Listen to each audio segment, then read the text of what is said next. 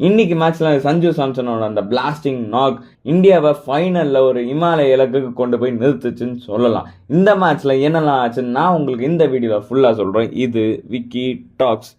India versus New Zealand final match, அதுவும் Narendra Modi ஸ்டேடியமில். Because 2023 நம்மளுக்கு அங்கே என்ன ஆச்சுன்னு அந்த மெமரிஸ் தெரியும்.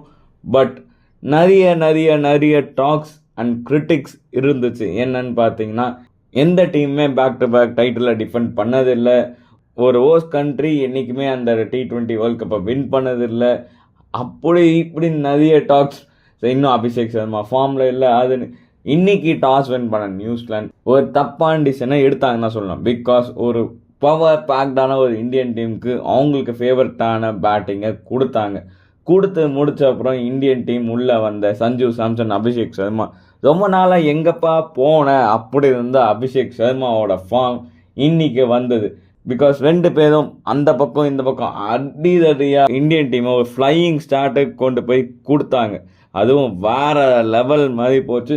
7.2 ஓவர்ஸ்லேயே இந்தியா 100 ரீச் ஆகி ப்ளஸ் ஃபைனலாக இந்தியன் டீம் அதை முடிக்கும் போதுன்னு பார்த்தீங்கன்னா இந்தியன் டீமோட ஸ்கோர் 255 ஃபார் 5. எல்லா பேட்ஸ்மேனும் கான்ட்ரிபியூட் பண்ணாங்க. ஸ்டார்டிங்கில் வந்த சஞ்சு சாம்சன் 89, அதுக்கு அடுத்தது அபிஷேக் சர்மா 50+ ஸ்கோர். நம்மளோட பாக்கெட் டைனமைட்டான நம்ம இஷான் கிஷன் அவரும் ஒரு 50 அடித்தாரு.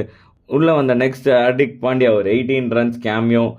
சூரியகுமார் டக் அவுட் ஆனாலும் உள்ளே வந்த நம்ம சாமி சிவம் டூபே 8 பால்ல 26 ரன்ஸ்.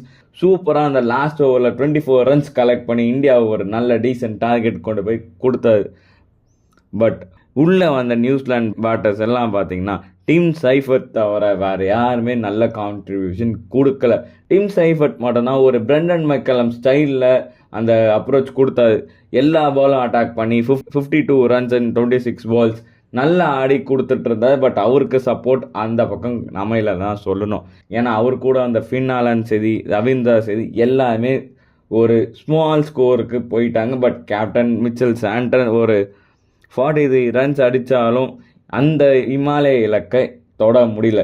அதுக்கும் முக்கியமான காரணம் யார் பார்த்தீங்கன்னா, இன்றைக்கி Jasprit Bumrah 4 overs 4 wickets 15 runs.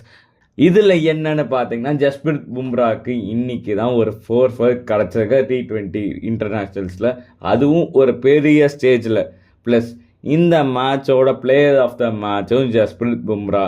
Plus player of the series யாருன்னு பார்த்தீங்கன்னா, 3 மேட்ச்சில் மொத்தமாக நான் எதுக்கு முக்கியம்னு காமிச்ச நம்ம சேட்டன் Sanju Samson player of the சீரீஸாக மாதிரி ஓவராலாக இந்தியன் டீம் 3வது முறையாக ட்ராஃபியை கையில் தூக்குறாங்க. இந்தியன் டீம் ஃபஸ்ட்டு நம்மளுக்கு ட்ராஃபியை வின் பண்ணி கொடுத்தது MS தோனி. அதுக்கப்புறமா 2024 ரோஹித் சர்மா. ஃபைனலாக ஹோம் கம்மிங் ஆன 2026 சூரியகுமார் யாதவ் அவங்க கூட அந்த லெஜெண்டரி கேப்டன்ஸோட போய் ஜாயின் பண்ணுறாரு. ஸோ இதோட இந்த சீரீஸ் மொத்தமாக சூப்பராக முடிஞ்சுது. ஓவரால் பர்ஃபார்மன்ஸ் நம்ம சாம்பியன்ஸாக முடிச்சிட்டோம்.